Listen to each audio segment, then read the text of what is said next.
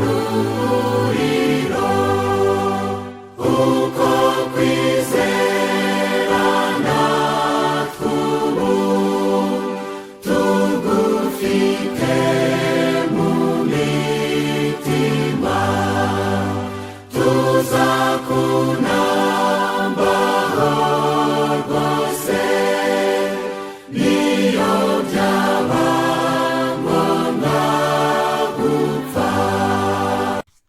Nshuti muvandimwe, weho tubana kuri iyi groupe, ndagusuhuje ubuntu amahoro biva ku Mana Data wa twese bibane nawe.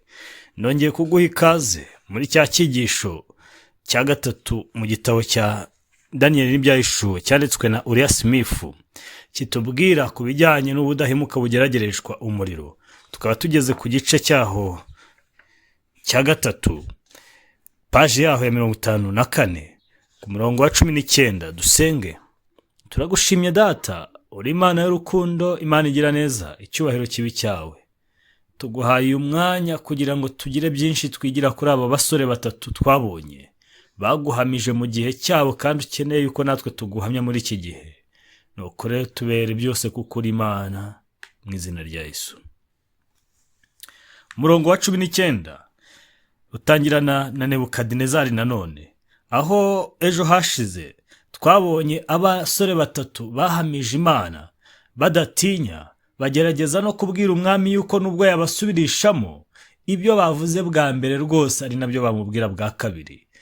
Se muvandimwe, weho ujya utekereza igihe wahagarara imbere y'imbaga aho isi yose bene wanyu bose baba bahagarariye ikinyoma, weho wahagarara ute?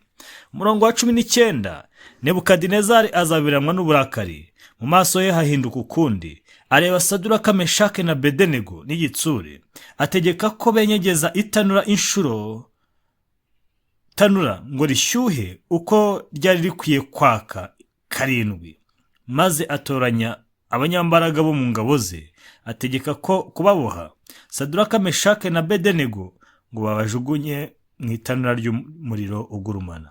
Nuko baboha abo bagabo uko bambaye amafurebo y'imyambaro n'imyitero n'ibindi bambaye, babajugunya mu itanura ryaka rigurumana umuriro. Maze kuko itegeko ry'umwami ryari ryikubagaho kandi umuriro ugurumana cyane, bituma umwami iby'umuriro bituma ibirimi by'umuriro bisumira abo bagabo bari bateruye Saduraka, Meshake na Abedenego, birabica. Nuko abagabo batatu Saduraka, Meshake na Abedenego bagwa mu itanura ry'umuriro ugurumana hagati uko bakaboshywe. Uwo mwanya umwami Nebukadinezari aratangara, arahaguruka n'ingoga, abaza abajyanama bati, harya ntitwajugunye mu muriro abantu batatu baboshywe? Baramusubiza ati, ni koko nyagasani. Arababwira ati, dore ndareba abantu 4 baboshywe bagenda mu muriro hagati, kandi dore ntacyo babaye, ariko ishusho y'uwa 4 irasa n'iy'umwana w'intama.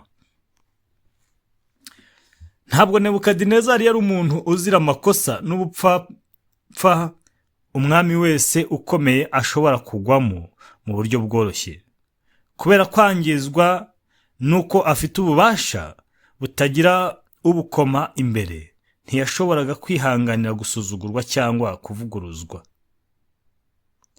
Uko ububasha bwe butumviye, niyo haba ari ku mpamvu nziza yose, umwami yagaragaje intege nke abantu twese twacumuye dusangiye igihe tugeze mu bihe nk'ibyo, maze azabiranwa n'uburakari. Nebukadinezari yari umutegetsi w'isi, nyamara yari atarashobora gukora inshingano ikomeye yo gutegeka umutima we. Yemwe no mu maso he hahindutse kundi, aho kugira ngo agaragare atuje kandi agaragaze agaciro ke ndetse anagaragaze kumenya kwitegeka nk'uko yari akwiye kugaragara, yihaye rubanda mu ndoro ndetse akora nk'imbata y'uburakari, atabasha gutegeka cyangwa se atabasha kwitegeka. Birababaje kugira ngo ubone abantu babasha gutegeka itorero, bakategeka isi yemwe abantu tukabatinya. Rimwe na rimwe ugasanga biragoye kugira ngo tubashe gutegeka irari ryacu. Iyo turebye rero mu itanura ryanyigejwe ngo rirusheho kwaka inshuro ndwi kurenza uko ryari risanzwe, mu yandi magambo ryatse cyane uko bishoboka kose. Uku kwari ukwivuguruza k'umwami, kubera ko n'ubusanzwe itanura ricanwe ku rugero rwaryo n'ubundi ryashoboraga gukongora uwarijugunywemo. Icyo cyari igikorwa kidasanzwe, nuko uwari kujugunywamo yari gukongoka vuba. Uburakari bukaze bw'umwami nta nyungu bwajyaga kumuzanira, nyamara abonye bakijijwe uwo muriro, hari inyungu nyinshi zabaye ku ruhande rw'umurimo w'Imana n'ukuri kwayo.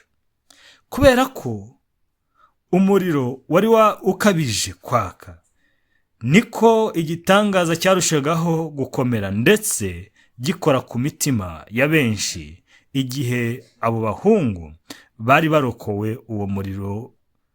Izina ry'Imana yacu rihabwa icyubahiro. Buri kintu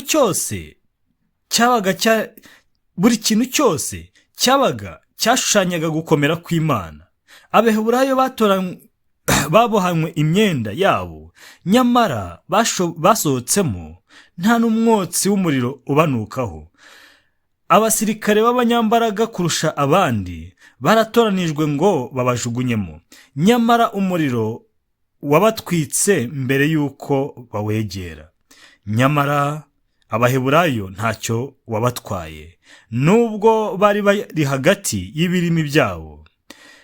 Bagaragaraga ko umuriro wari munsi y'ubutware bw'ufite ubwenge ndengakamere, kubera ko igihe watwikaga imigozi yari baboshye kugira ngo babone uko bagenda bisanzuye, habe ngo